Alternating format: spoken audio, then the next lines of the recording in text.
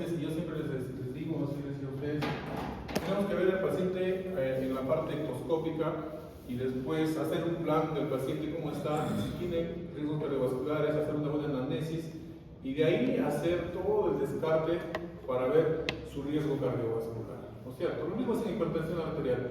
¿Qué factores de riesgo tiene? Si es si es obeso, si es ¿qué más? Diabético. Si es diabético, si tiene colesterol alto, si fuma, si es sedentario. Entonces, hay factores de riesgo modificables y no modificables, ¿no? Hay un antecedente familiar de hipertensión, sí, por eso pesa bastante. Hay un factor genético, pesa también al paciente. Hay factores externos, como por decir, como hablábamos en la mañana, pacientes que toman corticoides, ¿no? Los que están tomando dexametasona, prednisona, ellos tienden a elevar la presión arterial, ¿no? Hay pacientes que tienen la cara redonda, el cuello ancho, están haciendo su Cushing y ya empiezan a hacer hipertensión, ¿no? Y son tratamientos crónicos para el dolor de la artritis. Un paciente con artritis que toma prednisona, solitos se automedican, ¿no? Entonces, viene a hacer eso. Cuando nosotros vemos hipertensión arterial, vamos a ver que cuanto más viejos son las personas, mayor tasa de hipertensión arterial, ¿no? Los pacientes, ¿qué más dicen? Más viejos, ¿por qué los más viejos son más hipertensos? Porque simplemente ya no hacen la actividad que hacían antes, ya no pueden movilizarse, ¿qué más? Como están en la casa, comen todo, ¿perdón? Sí, las enfermedades empiezan en los antes. Todo lo que has hecho de joven vas pagando en la adultez, en la vejez, ¿no? Entonces, todo eso va desarrollando. Entonces, el 25%, más o menos el 27%, ahora tenemos 29% de la población es hipertensa en el Perú y a nivel mundial, ¿no? Entonces, ¿cuántos hombres representan más o menos la cuarta parte, la tercera parte de la población que es hipertensa? Y esto está asociado al tipo de vida, al tipo de alimentación. Acá nos enorgullecemos del tipo de comida que hacemos, pero es la comida que nos mata también, ¿no?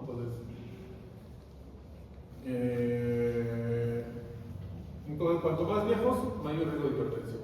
Cuando el paciente presenta hipertensión en la vejez o en la tercera edad, o en la adultez, más en la tercera edad, ellos tienen mayor riesgo de enorme mortalidad que un paciente que es hipertenso desde los 40, 50 años, ¿no? Entonces, por eso no es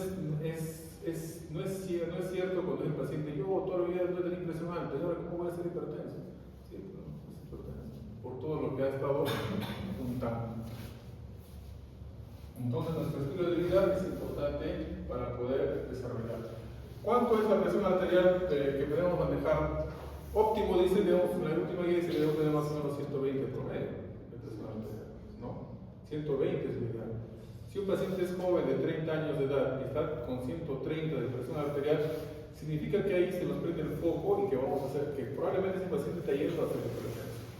Por más que digamos que es una presión normal alta, ese paciente está yendo a hacer hipertensión. Entonces debemos tener cuidado. Ustedes jóvenes deben tener 120, 110, 100, 90, 60, los que juegan fútbol, ¿no? Entonces ya si uno tiene 130, por decir el 130, ya ahí hay un factor, algo está condicionando y probablemente lo está llevando a ser hipertenso. Entonces, esas son las dos guías, la guía americana, donde decía que bajándole 10 puntos a la presión arterial, el porcentaje de hipertensos en Estados Unidos subía de 32 a 46%, ¿no? Entonces había un estudio, el Spring, en esa fecha, donde hablaba donde se trataba de bajar la presión arterial a los pacientes hipertensos con tratamientos estándares y con tratamientos drásticos, con medicamentos mucho más, en mayor porcentaje, en cantidades, para disminuir a lo menos posible su hipertensión. Entonces, ¿qué se quedó? Que cuanto el paciente controla más su presión y llega a lo óptimo, tiene menor riesgo cardiovascular. Pero ¿cuál es el problema? Que pueden desarrollar problemas a nivel renal, ¿no? O pueden ser sintomáticos, se marea, se puede caer, y daño renal por la hipoperfusión que genera el dar tratamientos altos en medicamentos. Entonces, pero dicen disminuye la mortalidad cardiovascular. Entonces, nuestro objetivo siempre es llevar a una presión arterial mucho más baja en los pacientes. Si es un paciente anciano, tenemos que manejar nuestras presiones arteriales mayores de 100, no podemos tener menos de 100, 110 de repente, pero 120 debería ser hasta 130, ¿no? Pero si es un paciente diabético, también dice, había estudios diciendo que 130 es lo mismo que 120 en un diabético, ¿no? Pero ahora dice que podemos llevar un poco más abajo, o sea, más de 120. Entonces, esta diferencia de presiones se debió a la toma de presión por un equipo específico, una marca determinada que participó en este estudio, ¿no? Entonces, a todos los pacientes hipertensos los sentaban en un ambiente, descansaba 10 minutos y la máquina era la que tomaba la presión arterial. Entonces, otra conclusión, que no es lo mismo la presión arterial clínica que la presión arterial por un equipo. La diferencial siempre va a ser de 10 a 15 minutos de mercurio, ¿no? Entonces el paciente tomaba y la máquina le tomaba, entonces ahí ya no podríamos ver lo que era, por decir, el síndrome de bata blanca, ¿no? Ya no estaba tenso el paciente. Entonces como que se acercaba a la realidad con el equipo. Solamente este estudio de la guía americana sirvió para Estados Unidos porque ese equipo solamente se utilizó para ese estudio y para el tipo de raza americana, ¿no? Pero nos lleva a muchas cosas, o sea, nos sacamos muchas conclusiones de este tipo de estudios. Entonces, para nosotros clínicamente la hipertensión arterial tiene que ser mayor o igual a 140 en sistólicas.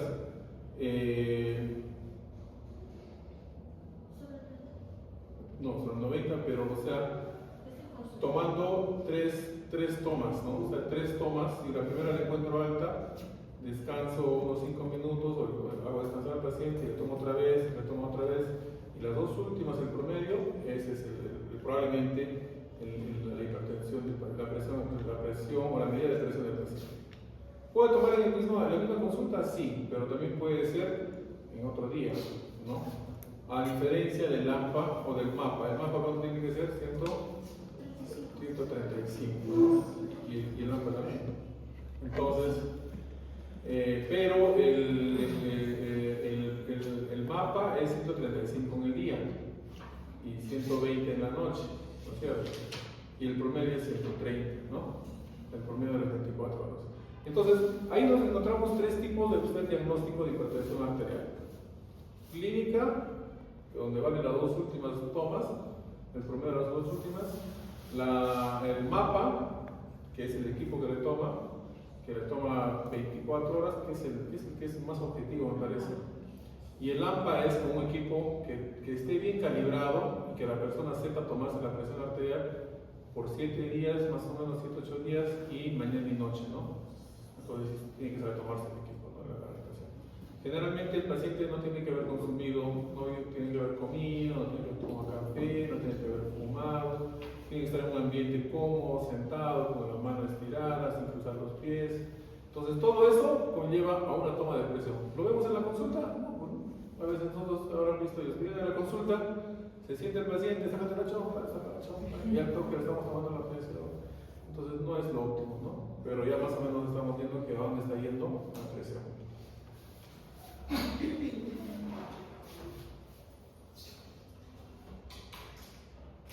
Entonces vemos las secundarias. Acuérdense que las esenciales representan el 90 al 95% y las secundarias son por fármacos, Cushing, trombocitomas, coartación de aorta. La coartación de aorta hay que tener en cuenta siempre valores de toma de presión derecha e izquierda, ¿no?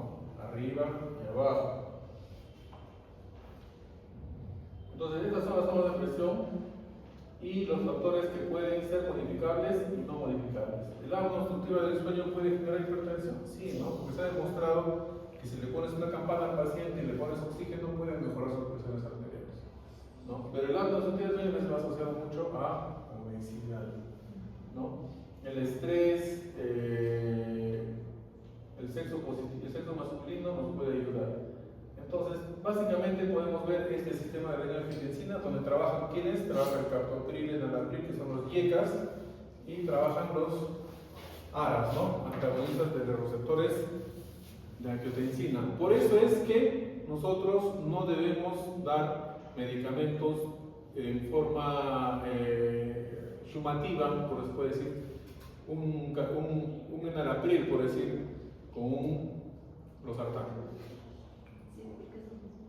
porque actúan al mismo nivel, ¿no? Entonces, y puede producirnos mayor daño renal.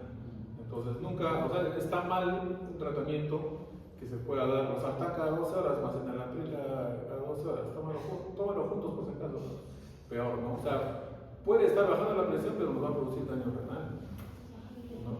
Entonces hay que tener en cuenta eso, y acuérdense que todo esto trabaja a nivel de la aldosterona, el sistema renina y en los problemas de vasoconstricción. Hay que tener en cuenta que la presión arterial es multifactorial, ¿no? Vamos a tener problemas a nivel de estrés, a nivel renal, a nivel de alimentos, ingesta excesiva de sal. Por eso los alimentos que comemos acá son muy salados, y eso es lo que nos conlleva, ¿no?, a generar esos problemas. Bueno, esta es la toma de presión. Entonces, ¿puede haber diferencia entre el brazo derecho y el brazo izquierdo en la toma de presión, en las tomas, en los resultados? Sí, pero máximo 10. Si es más de 10 y si hay más de 20, ya hay otro problema, una aterosclerosis, una enfermedad de las arterias arteriales, y eso nos puede conllevar a mayor problema, ¿no? Entonces, no puede, debe ser 10 de promedio, ¿no? Entonces, esa es la toma de presión arterial que ustedes deben practicar para que no tengan problemas cuando sean internos o médicos, ¿no? Yo creo que ahora salido nomás tienen que irse de residencia, ¿no? Cada vez está más competitivo la cosa. Antes te podías dar el lujo de trabajar como primer nivel, ahora ya por el. Ahora tienes que entrar en primer nomás de todo. Porque ya, por decir, ahora en Huancayo ya va a haber cardiología, por decir. Va a haber uno en el 2 de mayo. Va a haber uno en salud y uno en el cardiólogo. En 4 años ya va a haber los cardiólogos más de acá en Huancayo. Ya vienen cada vez más cardiólogos que están estudiando en Lima, de las universidades también acá, ¿no? Entonces, miren, imagínense, entonces ya tienen que hacer otras especialidades, subespecialidades para que puedan competir, ¿no? Y eso es lo que les toca a ustedes, por eso que tienen que esforzarse. O sea, no es que ya acabé de médico, happy, no, pero ahora no, ahora soy cardiólogo, pero te falta, tienes que ir más, ¿no? Entonces, eso es lo importante. Cuando hablaba, por eso es que ustedes tienen que estudiar, o sea, de ahí que tienen que estudiar, ¿no? Cuando vemos los riesgos cardiovasculares, no miren el riesgo de muerte, ¿cuánto se multiplica en 60 puntos? Por 8 veces, ¿no? Yo he tenido pacientes en primer nivel que manejaban presiones de 170, mucho me acuerdo de un paciente, ¿no?, que tenía 80 años y que era muy buena gente, era bien delgada, toda hipertensa, no tenía asintomática la señora. Venía a tomarse su presión, ella venía cada 3 veces a la semana. No, porque no había presión. Y yo le daba pues enalapril con algo de vino, ¿no? Sí, pues enalapril a veces, ¿sabes? No había ni siquiera losartán. Entonces le daba 20 dosis máxima y a veces le sumaba porque ya habíamos visto, ¿no? Y seguía sus presiones altas. Qué raro, ¿no? ¿Por qué tan alta la señora? Y era que la señora no tomaba. No tomaba sus pastillas, tomaba cuando le dolía su cabeza o cuando sangraba su cabeza sangraba, tomaba su enalapril y su sonrodillo. ¿Por qué? Porque le ardía el estómago, era sintomática y etc. Prefería sus dolores, algunas molestias, ¿no? Porque los abuelitos son pluritratamientos, ¿no? Hasta que una fecha yo cuando ya estaba fuera del establecimiento, no sé por qué volví, y ya la señora había sido secuelada, ya no se había secuelado, hecho una serie. Ya no podía sentarse, decía poco cosa. Y después se murió, que ahora hizo FA, fibrilación auricular y insuficiencia. Entonces el riesgo es 8 veces de una persona normal. Teniendo a la mano, a veces las personas no tienen. ¿Y cuál es el error mío, por decir?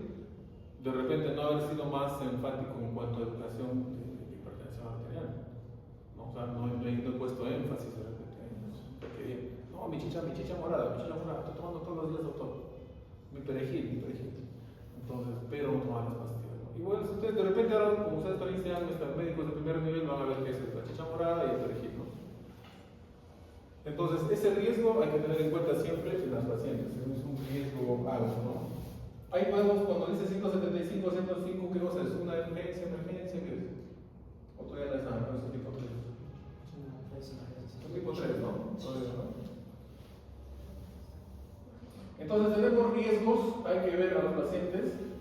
Miren, cuando es mayor de 140, dice no siempre es un Alzheimer, que puede estar presentando tu abuelito cuando su presión esté más de 140. Puede ser que esté haciendo deterioro cognitivo por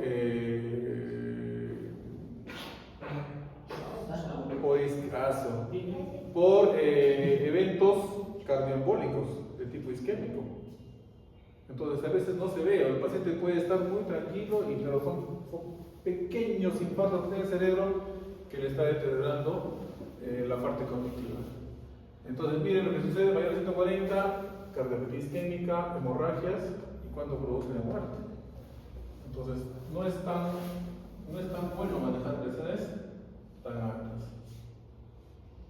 Es muy importante saber que las presiones, ahí podemos valorar nosotros cuando estamos en UCI, vemos la presión arterial sistólica y la presión arterial media. Es más importante manejar la presión arterial sistólica porque, como han visto sus compañeros, por decir, un paciente con insuficiencia aórtica maneja muchas diferenciales entre la sistólica y la diastólica. 148, 40, 228. Entonces, los pacientes con insuficiencia aórtica presentan presiones arteriales diastólicas muy bajas. Entonces, la PAM no sale tan normal, sale casi normal, pero el riesgo, el que debemos tener en cuenta siempre va a ser la presión arterial sistólica, que es la que más nos va a importar a nosotros, ¿no?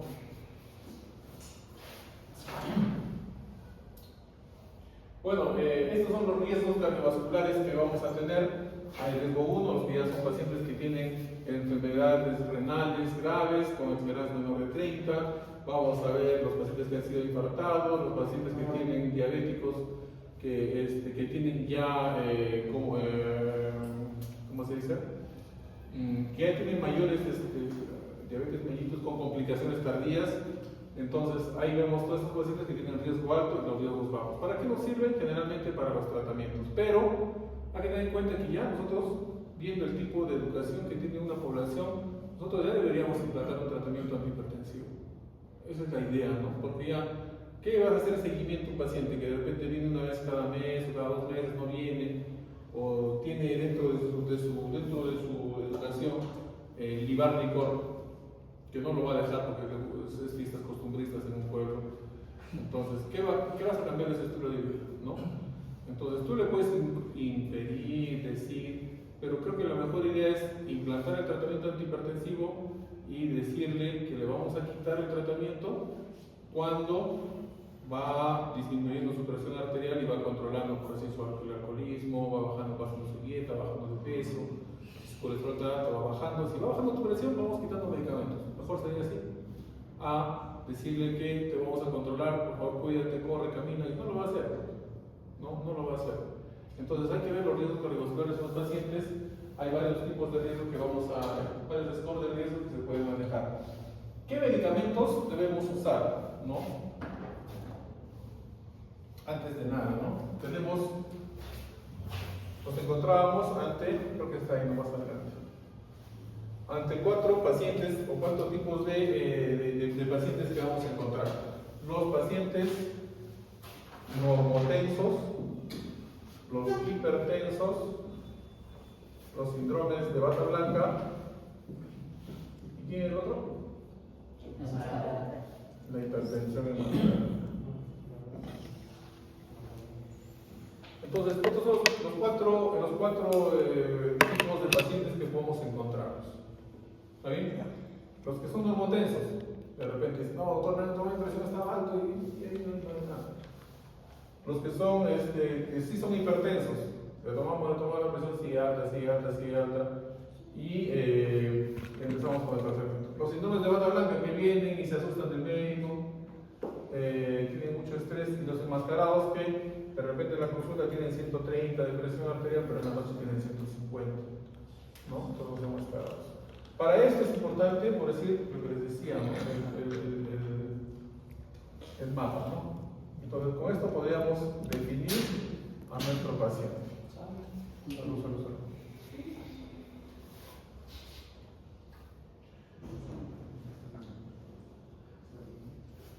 ¿Qué medicamentos debemos usar en un paciente con hipertensión arterial?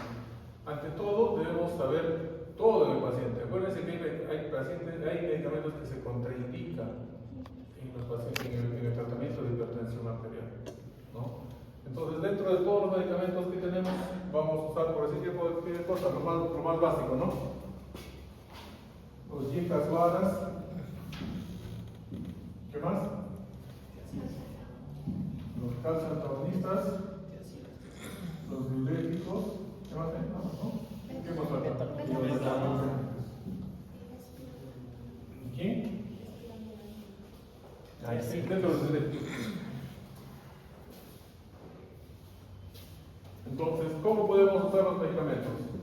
Es un ARA con calcio antagonista. Entonces, podemos usar los yecas. Los yecas son buenos medicamentos. Vamos a empezar con yecas. Podemos usar en el abril. ¿Ah? Ahora. Usualmente veo que combinan yecas con tiacidas. Sí. Usualmente. Puede ser un yeca o un ARA con un tiacídico, una hidroclorotiazida, ¿no? Puede ser un yeca o un calcio antagonista. Básicamente sería la combinación, ¿no? Sería así, ¿no? Básicamente con cualquiera de los dos. Entonces podemos empezar los tratamientos. Dice, vale más dar un tratamiento privado que dosis máximas de un tratamiento único, ¿no es cierto? Es mejor. Entonces, podemos dar, por decir, enalapril. ¿Cuántas es la dosis de enalapril? 20. Enalapril generalmente empieza a 10, ¿no? 10 cada 12, puede ser 20 cada 12. ¿El captopril cuánto es? De 25 miligramos y de 50 miligramos. Puede ser cada 12, puede ser cada 8, igualito cada 12, cada 8. Dosis máxima 50 miligramos, ¿no? En calcio antagonistas, aquí les tenemos. Tenemos los triglicéridos y los no triglicéridos, ¿no? El amlodipino, que puede usarse 5 por 1, 5 por 2, que eso sea 10, ¿no? Y 10 por 1, o sea, una vez al día, ¿no? Y tenemos el nifedipino,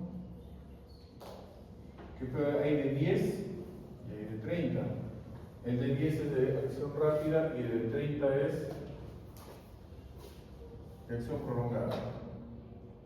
Entonces acá de 10 generalmente se usa, lo usan ahora cada 8, cada 6, ¿no? Es dosis está con la presión alta y con eso le va.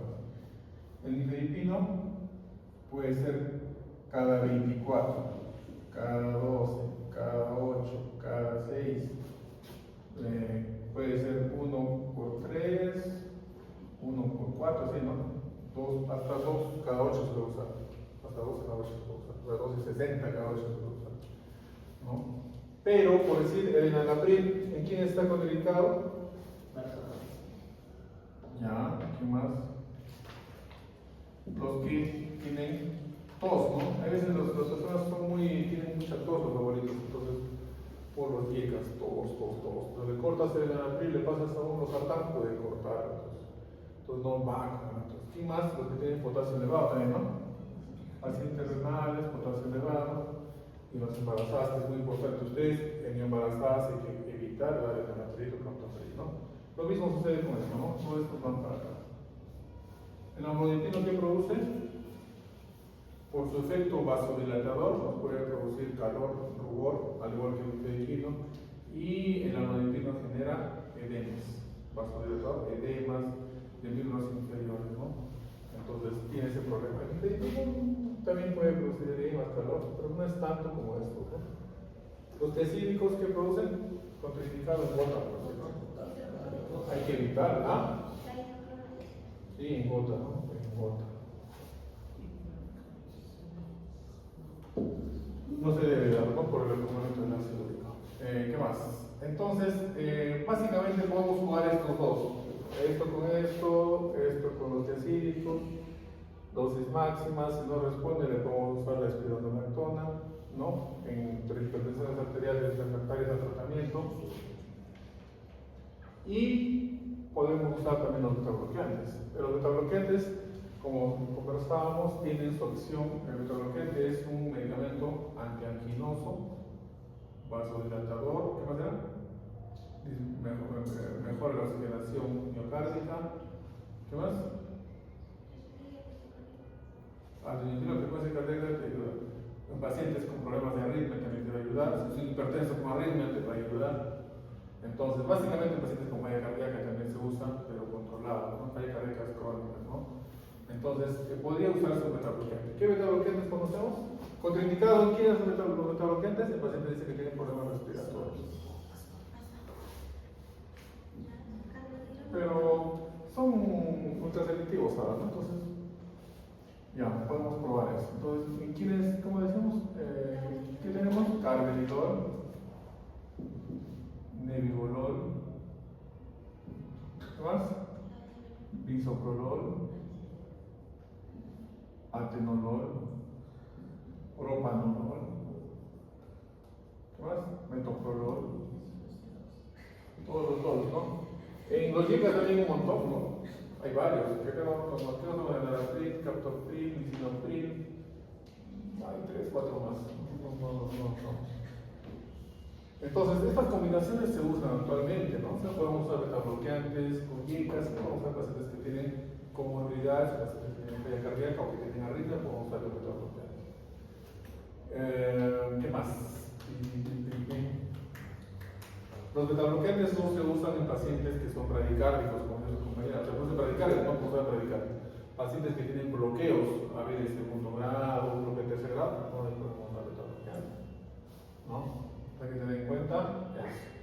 ¿Cómo es la hipertensión arterial? Tenemos un paciente bien hipertenso, hay que tener en cuenta si es una crisis hipertensiva o una pseudocrisis, ¿no? La pseudocrisis está asociada a qué? La pseudocrisis puede ser un paciente que está con globo vesical, va a hacer presiones altas, ¿no? Un paciente que está con cólico, que está con dolor, va a hacer pseudocrisis y no va a ser necesario de repente darle un tratamiento antihipertensivo, ¿no? Si está en cólico, el cargo cólico baja la presión. Si está con globo, le pongo la sonda, baja la presión, probablemente pueda bajar. Entonces, hay que tener en cuenta, cuando sale de crisis hipertensiva, cuando la presión arterial vaya de 180 por el 110, ¿no? Hay dos tipos, urgencias y emergencias. En las urgencias nosotros podemos dar tratamiento vía oral y el tratamiento va a ser en el tópico. Las emergencias tienen que ser dados en trauma shock o en UCI y el tratamiento va a ser endovenoso, ¿no? Entonces, ¿por qué? Porque hay compromiso por daño de órgano blanco. Entonces hay que tener en cuenta también eso. ¿Una urgencia se puede convertir en emergencias? Sí. Tranquilamente. ¿Qué le doy cuando es una emergencia? Le puedo dar captopril. 25 miligramos, o le puedo dar 50 miligramos. Y no es magia ni brujería, ¿no? Tengo que esperar 1 hora, hora y media, 2 horas para que la presión. No es que ya le tomo captopril y ya le vuelvo a tomar el tanque de comer las enfermeras a cada rato, ¿no? Y esa es mentira, ¿no? Esa es mentira, no es cierto.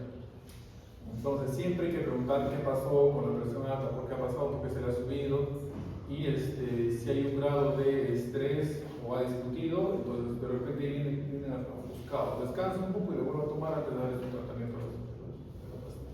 ¿Está bien? 6 segundos.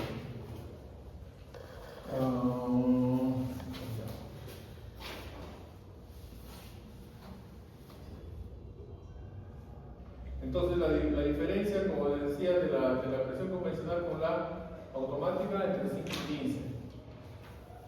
Este es el AMPA. Siempre también tiene que descansar, siempre tiene que tener 5 minutos de reposo el paciente para poder ver si es que está bien su toma de presión.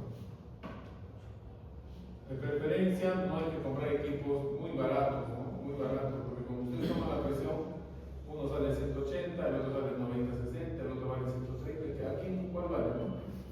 Entonces siempre hay que comprar equipos que ya están validados. Lo que siempre les digo es que compren estos tensiómetros Omron, que son buenos, que son más exactos. Los Riester también que hay en el hospital son más o menos exactos, ¿no? Y este es el mapa, ¿no?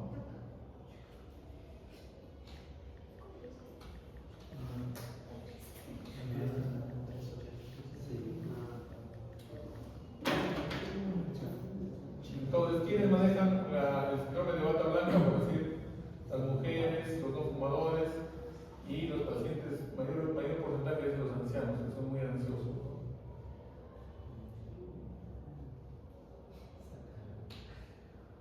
Y los ojos enmascarados. Alcohólicos, ansiosos, jóvenes, gordos, diabéticos, renales. Ya. Entonces, ¿qué produce? Hipertrofia, dilatación del aurícula izquierda, insuficiencia mitral, fibrilación auricular. Y esa imagen es de hipertrofia EKG, ¿no? En la mañana vimos EKG, ¿no? Igualito. Entonces, este es un electrocardiograma de una cardiopatía hipertrófica, ¿no? T negativas, que son sobrecarga sistólica, R alta, sobrecarga diastólica, ¿no? Y en el contexto de un paciente hipertenso no mal controlado, ¿verdad? Esta es una fibrilación auricular, esta es una aurícula izquierda grande, todo lo que produce la hipertensión, ¿verdad? O sea, nada bonito es ser hipertenso. Será muy común ser hipertenso, pero nada interesante para la persona. Daño renal, daño ocular, daño neurológico.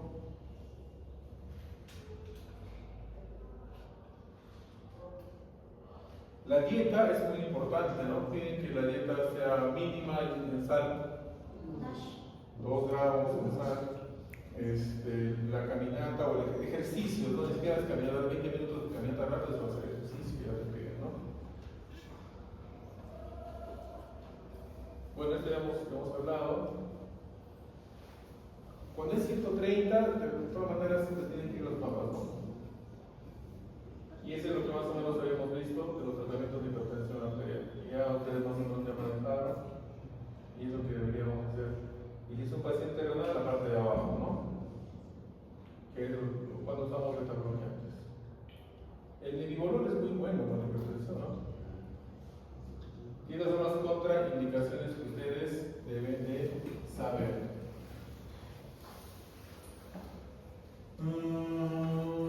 Hiperfosfatemia, angioedema. El angioedema nos hemos olvidado de los chicos, ¿no? En los pacientes de manejo de falla cardíaca aguda está pues el sacubitril valsartán, ¿no? Que reemplaza a los yicas. Pero una de sus contraindicaciones es el antecedente de angioedema en estos pacientes. En RC y los pacientes que usan, dice, por decir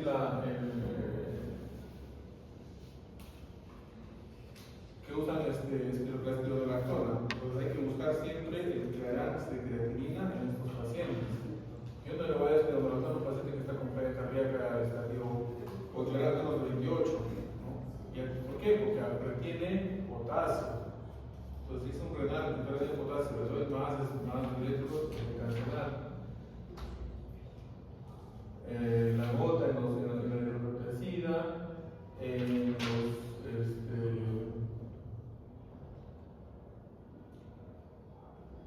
los medicamentos que voy a usar, por ejemplo, para el primer día también están superiores, y esto ya vimos. Y esto que siempre les digo, que siempre viene en el examen, ¿no? Que tienen que saber los manejos de hipertensión arterial, cuánto tiene que bajar, qué tengo que hacer. En los pacientes con stroke isquémico hay que ver siempre la diferencial de horas, ¿no? Si está dentro de las 3 primeras horas o 4 primeras horas, podemos todavía trombolizar al paciente con ese 24 horas. No. Entonces podemos trombolizar al paciente, pero tenemos que bajarle la presión, ¿no?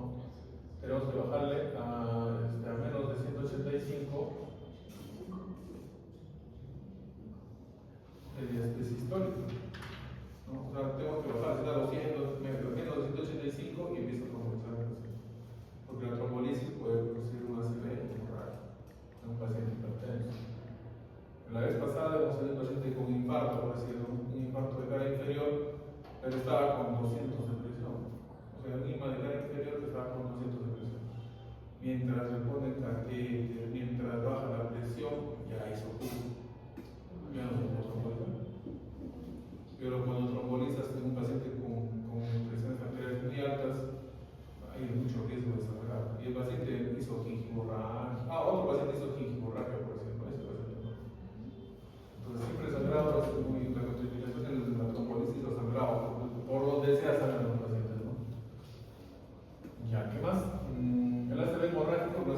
que tienen que ser hemorrágico y presiones altas, siempre que deben que bajar la presión entre 120 y 160, por lo menos 140 de presión arterial sistólica, tenemos que manejar a esos pacientes. Listo, vamos a ver. Entonces, más o menos ya saben cómo son los tratamientos de hipertensión arterial que debo dar de primera línea, siempre IECAS con ARAS o más, IECAS o ARAS más un diurético o más un calcio antagonista. Ese es el manejo de diurético. ¿Me puedo ir agregando, quitando? Sí. ¿Puedo sumar los tres? Sí. ¿No puedo dar losartán, amlodipino y los protecidas? Sí puedo usar los tres, o no les comento también.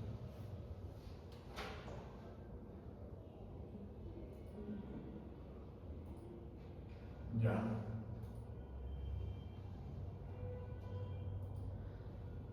Entonces, cuando vemos casos clínicos, vemos por decir en este paciente, cuando hablamos de problemas valvulares, vamos a ver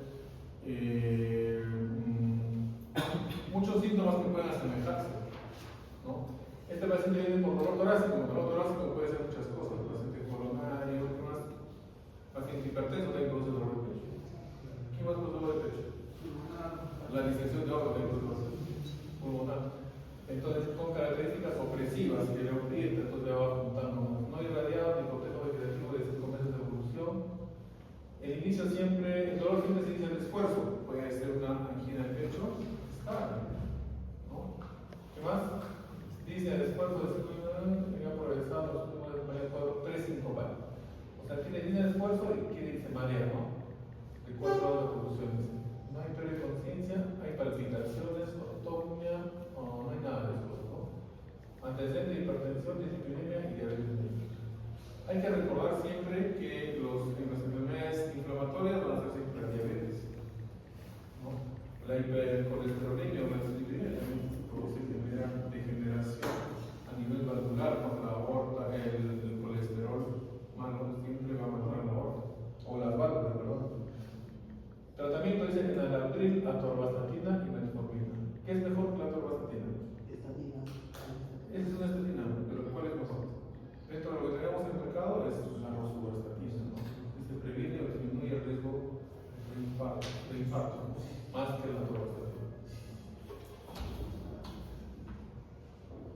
La metformina, que se te consume el ácido fólico, ¿no? Disminuye el complejo, las vitaminas B, ¿no? Debemos dar un complejo a los pacientes. Bueno, entonces la presión arterial 150-98, la frecuencia cardíaca 90, la saturación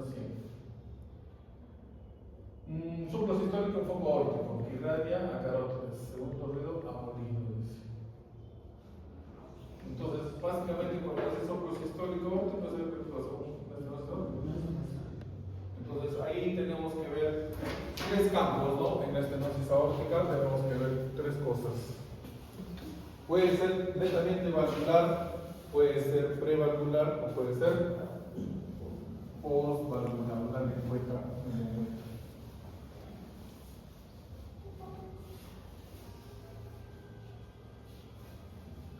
Cuando hablábamos de cardiopatías hipertróficas, diríamos que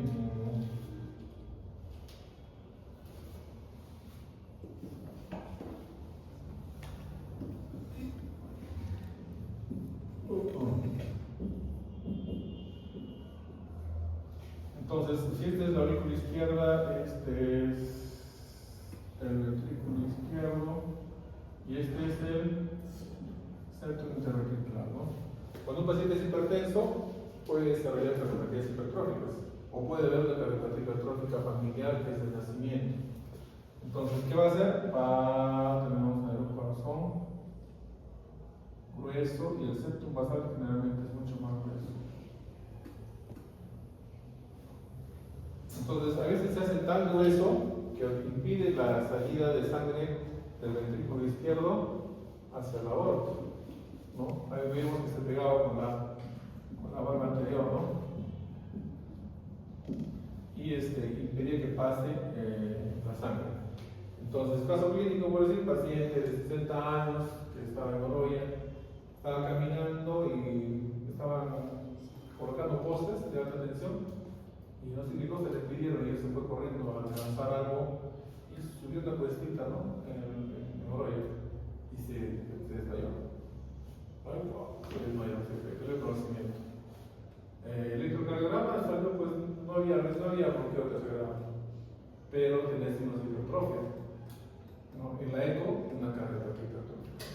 creo que el centro era de 17, 18.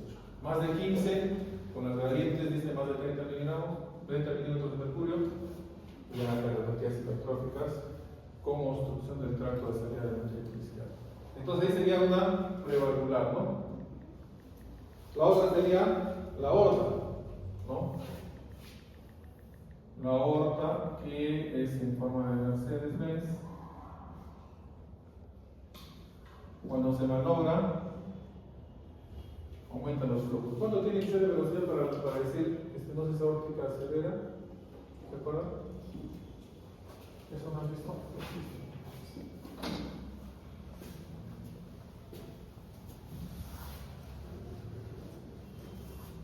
Entonces, cuando hacemos una ecografía, los que requieren tratamiento quirúrgico son pues, los pacientes que tienen estenosis aórtica severa o los moderados sintomáticos, ¿no? Pero finalmente vamos a ir nosotros a severa. ¿Cuántos son las áreas, ¿no? Área de la aorta. Generalmente el área tiene que ser mayor de 2 centímetros cuadrados. De 1.5 a 2 es una estenosis leve. De 1 a 1.5 moderada. Menor de 1 severa. Y hay uno que es de 0.6 centímetros cuadrados por metro cuadrado, ¿no? Por metro cuadrado del paciente, de superficie del paciente. Entonces, estas son, ¿no? Y para esto van las velocidades. Cuando es severo, generalmente la gradiente máxima tiene que ser mayor de 40 milímetros por segundo. Y las velocidades mayor de 4 metros por segundo. Entonces, estos ya son severos. Cualquiera te puede producir esto, la cardiopatía hipertrófica, la valvular, o hay veces los pacientes nacen con una lengüeta, una alteración aquí, postvalvular, que también genera aumento de velocidades, ¿no? Entonces hay los tres tipos que vamos a encontrar. Entonces, en un paciente anciano, ¿qué podrá hacer? Un anciano, calcificación, espero calcificación del pelo. ¿Puede ser una cardiopatía hipertrófica? Sí, puede ser. Podría ser. Pero básicamente va asociado más a esos problemas. Entonces, ¿qué encontramos en estos pacientes con estenosis aórtica? Encontramos este KGB. Se les puede preguntar en el examen y no se van a recordar.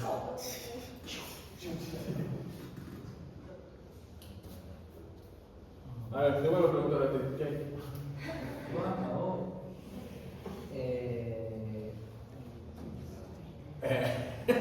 Son ya las ¿Qué cosa hay? las T invertidas, las ¿Qué cosa es? con- ¿Qué cosa es la T invertida?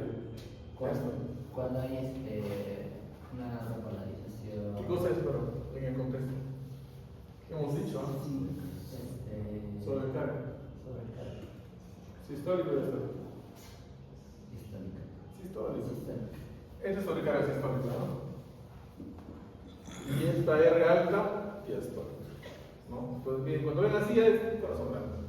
Acá vemos, no se ven las líneas, pero este es una BL alto y vemos el B3 también una S profunda. No más de 21 mujeres, más de 28 varones, hipertrofia. Esto más de 11, hipertrofia. ¿Socolón positivo debe tener o no? Fácil, ¿no? Eso ni cuadraditos necesita. No, pero estamos viendo ahí. Son palitos.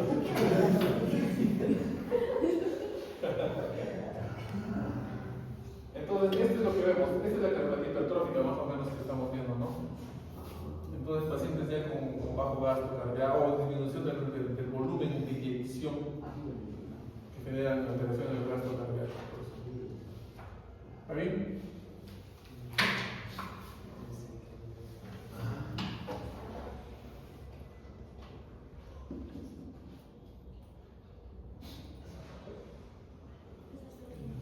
Ya.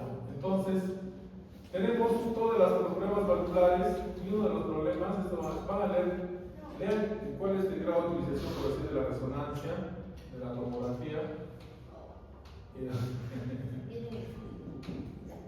Entonces tenemos problemas de nacimiento. Acuérdense que El corazón, acuérdense que el corazón derecho izquierdo soporta grandes presiones, ¿no? Grandes presiones. Y todo tiene que ser como un reloj. Tiene que ser todo como un reloj, ¿no? O sea, todo sincronizado. Si encuentras algo alterado, eso se va a degenerar, ¿no? Entonces, encontramos las congénitas, donde encontramos las válvulas unicúspides y bicúspides. Y las adquiridas, que puede ser generalmente nosotros en los países tercermundistas, las reumáticas. Y las generativas en todas partes, ¿no? Por ese tipo de cosas.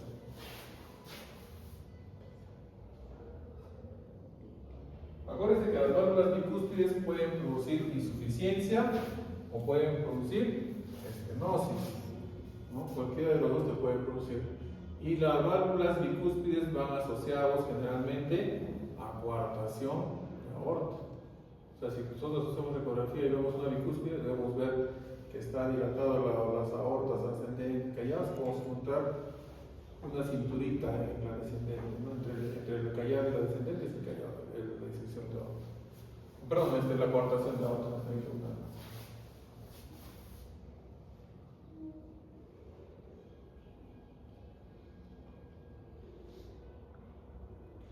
Entonces, puede producir las reumáticas estenosis aórticas, sí, a través del tiempo, ¿no? En los años, pero no tanto como para que se pueda confundir con una degenerativa, que son los ancianos mayores de 70 años, ¿no? De más de 70 años dice que puede ser una degenerativa, ¿no? Esclerocalcificación, ahí tenemos que ver cuánto está su colesterol y todo esto, lo que está produciendo el problema.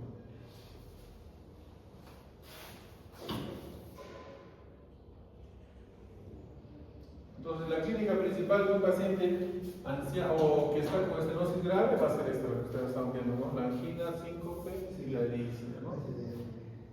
¿No es cierto? Eso es que dice severidad del paciente. ¿Qué más hay? Este es un corazón rechoncho. ¿Y qué vamos a encontrar? Un pulso. Cuando encontramos al paciente, pues siempre les digo, revisen pulsos, ¿no? ¿Cómo? Pulsos para gustarnos, ¿qué más?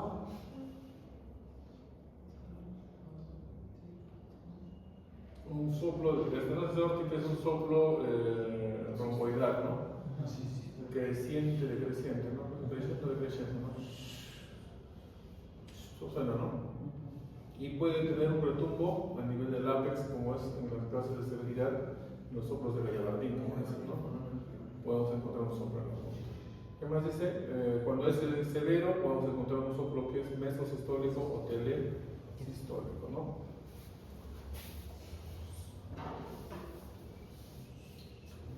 Este es todo lo que va a producir los pacientes, que puede haber. Generalmente todo lo que es aórtico y mitral nos va a llevar a qué? A falla cardíaca izquierda. Hay que saber diferenciar si es un paciente con tercer ruido, va a ser un cuadro agudo. Si es cuarto ruido, va a ser un crónico, ¿no? Acuérdense, tercer ruido y cuarto ruido.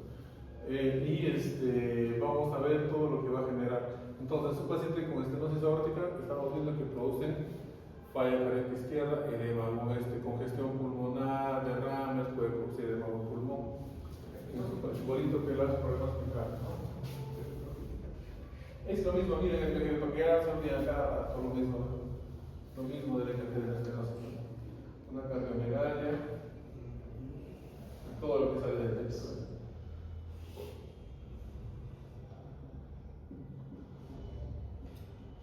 Entonces, ¿qué nos interesa a nosotros saber siempre? Las velocidades, ¿no? La velocidad mayor de 4 metros por segundo, la gradiente mayor de 40, y el área indexada menor de 0,6 centímetros por metro cuadrado de superficie, ¿no? Entonces, esa es la severidad de los pacientes.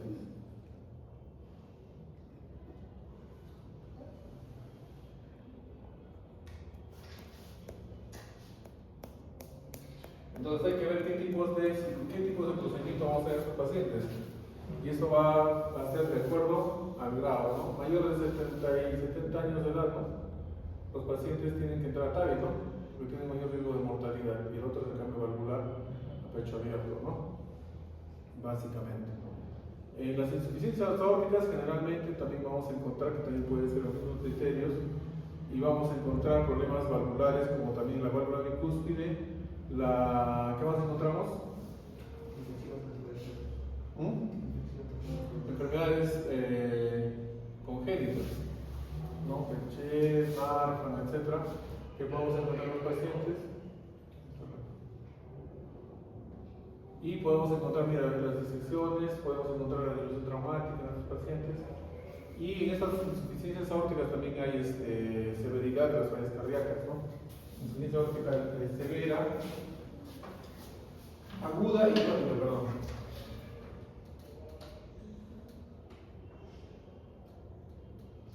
Entonces, las agudas siempre, ¿cuál sería una aguda de insuficiencia aórtica? ¿Por qué podría ser? Una vegetación. Podría ser una vegetación, ¿no? Puede ser un endocarditis, ¿no? ¿Qué más? ¿Qué más nos genera una insuficiencia grave? Una disección de aorta. No puede generar. Entonces, ¿cuál es lo que sucede en la clínica del paciente? Nos va a generar hipotensión, taquicardia, congestión por edema de pulmón por lo general. Eso sí nos tiene un bien severo, ¿no?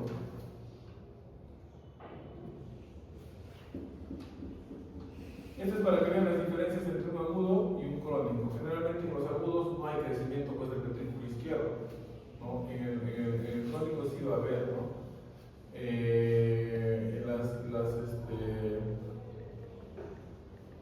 El volumen siempre va a estar alterado en las crónicas, ¿no?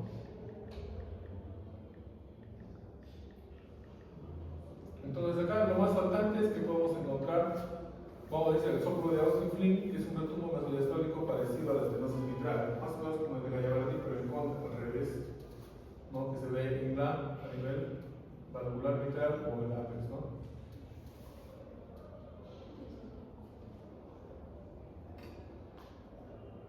En la crónica vamos a encontrar un cuarto ruido, siempre generalmente, y acuérdense de los pulsos. En las insuficiencias aórticas siempre el pulso va a ser de tipo saltón, ¿no? Saltón va a ser, ¿no? Y acá vemos los tipos de pulsos que podemos dar, o signos que podemos encontrar, desde movimientos de la órbita, ¿qué más? Movimientos de la cabeza con el pulso. También los otros históricos a lo largo de la arteria pulmonar, hay un montón de cosas que se pueden encontrar, ¿no?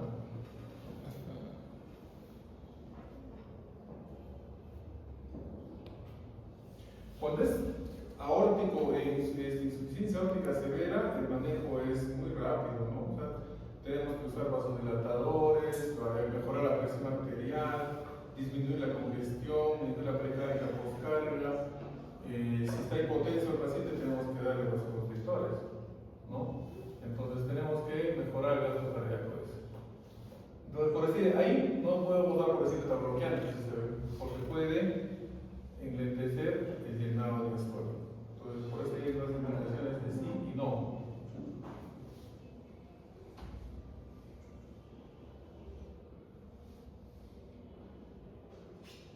En la insuficiencia aórtica crónica, sí podemos dar también diuréticos, hay que manejarlo siempre, pero es diferente al agudo que tiene que ser, inclusive entra en el ventilador mecánico, balón de contrapulsación y todo, ¿no? Entonces tiene que ser crítico, ¿no?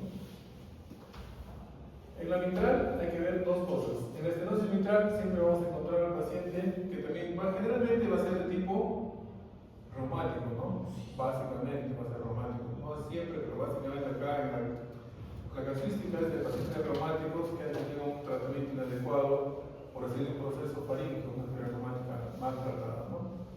Y esto va a dañar pues, los dedos, las estructuras de los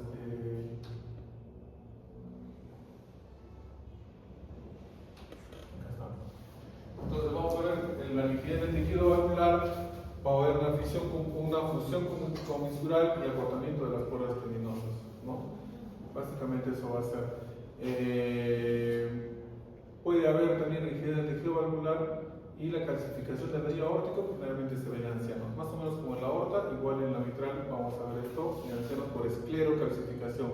Se calcifica todo el aparato subvalvular mitral a predominio posterior y esto va a generar también un problema de estenosis mitral. ¿Qué encontramos en los pacientes con estenosis mitral? La fase mitral, los ¿ok? Las arterias mitrales son las de qué?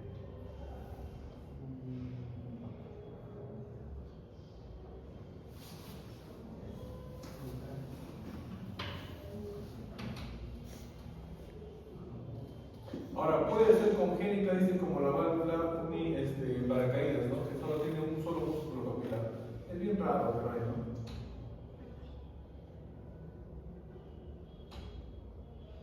Es más frecuente dice en mujeres.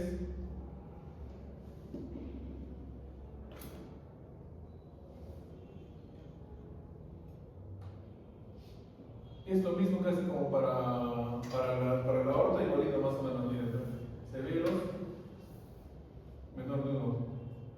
Ahora, en estos pacientes siempre hay que ver clases funcionales, ¿no? La clase funcional del paciente para poder ver. Esta es la que tú dices, ¿no?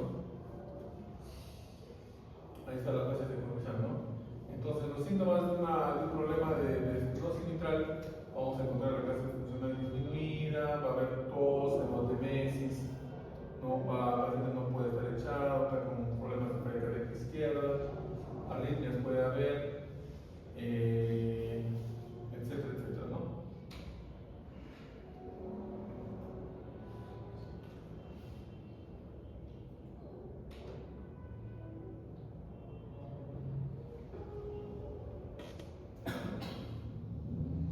Ya. Entonces, bueno, las normas tenemos ahí. Y los criterios pueden ser qué cosa, valvulopastría o recambio valvular también, ¿no? En los pacientes de la mitral. El tratamiento para un problema de estenosis mitral siempre va a ser manejo de falla. Como es un paciente que ha tenido estenosis mitral, va a generar un crecimiento de la aurícula izquierda, probablemente ya tengamos un paciente que esté haciendo fibrilación auricular, ¿no es cierto? Entonces hay que tener cuidado siempre de los eventos cardioembólicos en este paciente.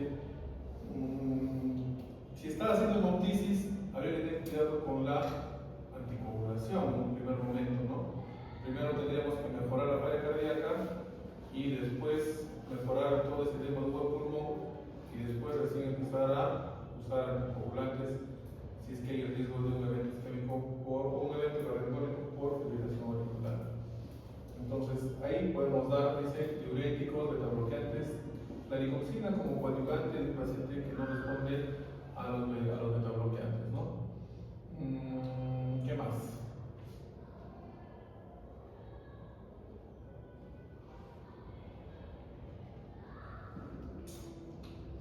Y lo que más interesa, por decir, es la insuficiencia mitral, que vamos a encontrar una insuficiencia mitral que generalmente puede ser secundaria. Si son secundarios a un infarto que a veces se produce dentro de las primeras 12 horas, ¿no? Se puede romper el músculo papilar, ¿no? Y dentro de las primeras horas del infarto puede presentar eso.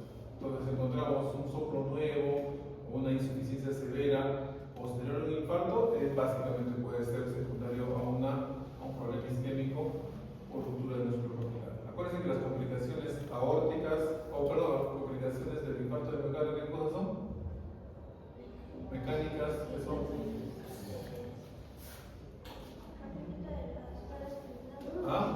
Ruptura del músculo papilar, ¿qué más? No, del infarto, las complicaciones del infarto con pericarditis, ya pericarditis.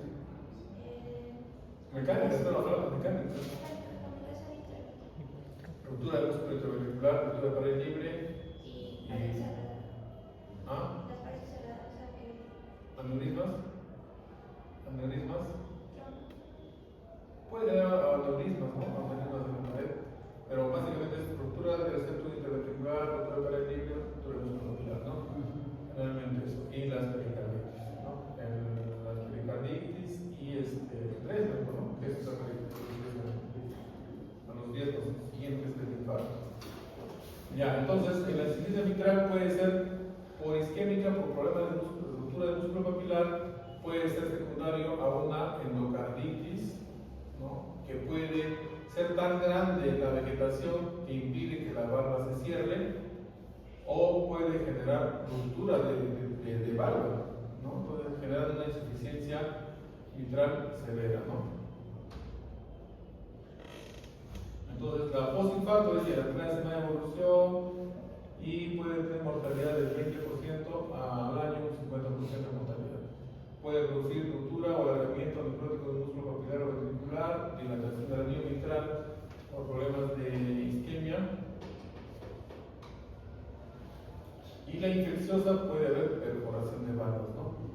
Y vegetaciones que impiden el cierre de la válvula. Retracción de velos, cicatrización y ruptura de cuerpos sanguíneos.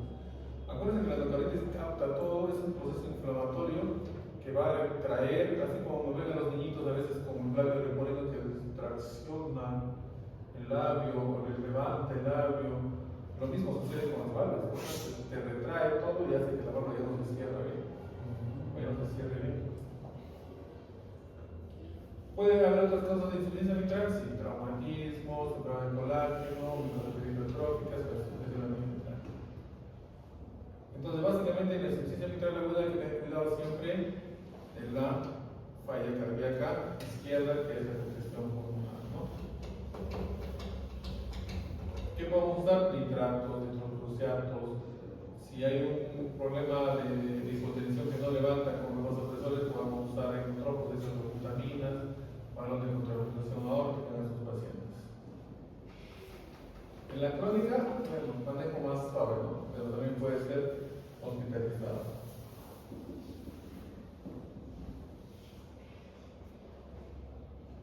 Bien, chicos, ¿cuándo es urgente una cirugía?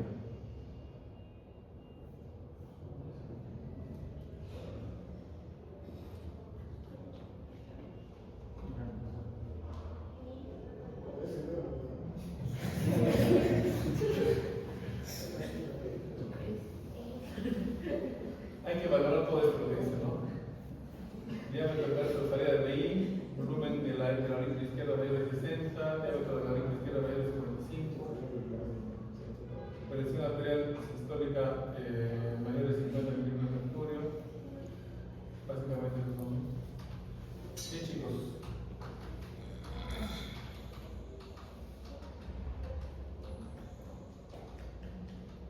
Repasen un poco hipertensión, más repasen falla cardíaca, repasen fibrilación. ¿Se va?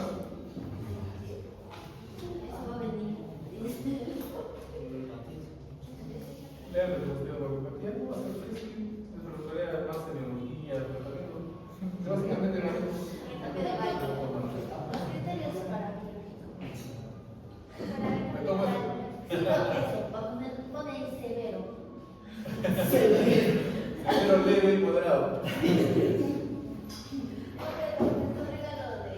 ¿De quién te vas a regalar?